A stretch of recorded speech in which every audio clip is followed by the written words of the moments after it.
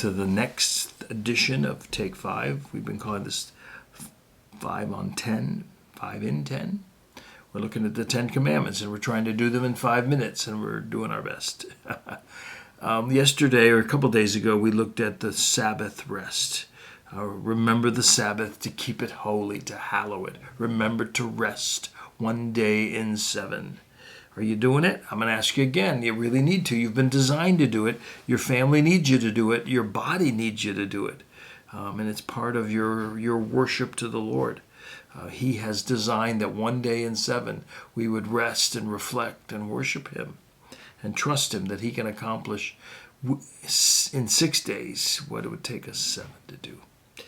So here we go. I grew up, my father was a surgeon, and he worked all the time. He just did. And I'm sure his patients were glad he did. And when I began ministry, I was initially in a church culture that was very similar. They worked all the time, never a day off. It was sort of frowned upon to have a day off. And part of it was a unique sort of theological quirk that kind of underneath it said, you know what, that command was for Israel. And it was not really ever repeated in the New Testament, so we just need to work 7. That we don't need that anymore. And then there was also this underlying idea, it was actually spoken, that actually in the New Testament, Jesus is our Sabbath. So that law kind of goes by the wayside. Well, one thing led to another. Long story short, I decided that's not for me. As I studied the text, even discussed it with one of my seminary professors, and so it became my lifestyle. For many, many years, on Monday, I would rest. That was my Sabbath. So Tuesday to Sunday, I worked like the Dickens. On Monday, I took a breath. So let me say a couple of things about Sabbath and New Testament, and do we need to do it? After all, we're on this side of the cross, and we're not bound to the law, and I could give you a bunch of other sort of cliche ideas regarding our relationship to the Mosaic law. Well, first of all, as you hear this commandment, the 4th commandment, described in Exodus 20 and several other times, it is what we would call a creation ordinance, meaning the example is that the Lord created in 6 days, and on the 7th day He rested. It was a commandment not born just out of the judiciary needs of this new nation of Israel. It was a command born out of the very creation of God. Therefore, it's a provision for everybody, not just for Israel. We were built this way. God designed the entire created universe this way. 6 days you work, 1 day you rest. Go back to last show, and I talked a little bit about the nature of that rest. So it's a creation ordinance. So yes, even though you live on this side of the cross, even though you are a New Testament person, at least you read the scriptures with New Testament eyes, it's still part of your created nature. You need to rest 1 day in 7. But then I'll also call it a Jesus ordinance. Jesus described Himself as the Lord of the Sabbath. You remember Him, people, the religious fuddy-duddies of His day give Him such a hard time for working on the Sabbath, for healing on the Sabbath, for doing this and for doing that on the Sabbath. He went to synagogue on the Sabbath. And at one point, Jesus finally got frustrated with them. And this is in Mark 2. And He says, Sabbath was made for man, not man for the Sabbath. The Sabbath is for our benefit. We don't live just to obey the Sabbath. So that as He heals people on the Sabbath was made for man.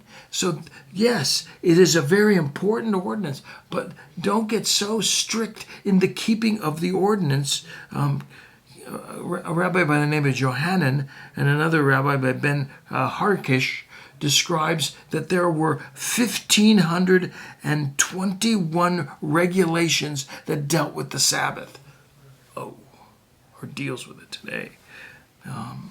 And you know churches that are that way. If you've ever been to Israel, you know that it's a tight window of how you live on the Sabbath. Jesus said, Sabbath was made for you, not you for it. Well, the other part of the Jewish ordinance the Jesus ordinance of the Sabbath is something that's written in the book of Hebrews. I'll start it with this way. Jesus said to me, "Come unto me, all you who are weary and heavy laden, and I will give you rest." And it's the whole idea of spiritual rest, of even our salvation, is not something you work for. It's something you rest in. Jesus, in that sense, Jesus is our Sabbath. Quit working hard to try and gain God's favor. It won't work. Rest in Christ's work to gain God's favor. I'll end with this. This is Hebrews chapter 4 and verse 9. It says, "A Sabbath rest remains for God's people. For the person who has entered his rest has rested from his own works." All of your religious duties, you rest from that.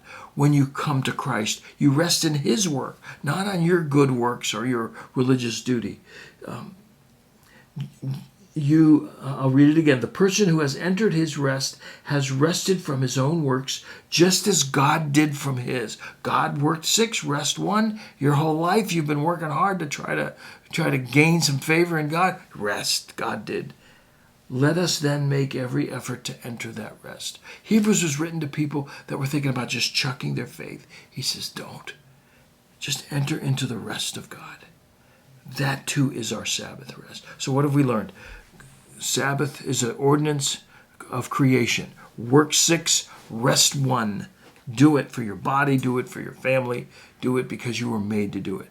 Jesus is our Sabbath rest, meaning our inclination is to try to work hard to please God, work hard, do religious good things, and think it'll gain favor. Nope, you enter into his rest. Jesus will give you the rest. He did the work of gaining God's favor. That's our Sabbath rest in Jesus as well. I'm done. This wasn't 5 on 10. This was 7. I did it in 7 minutes. Sorry. See you next time. So long.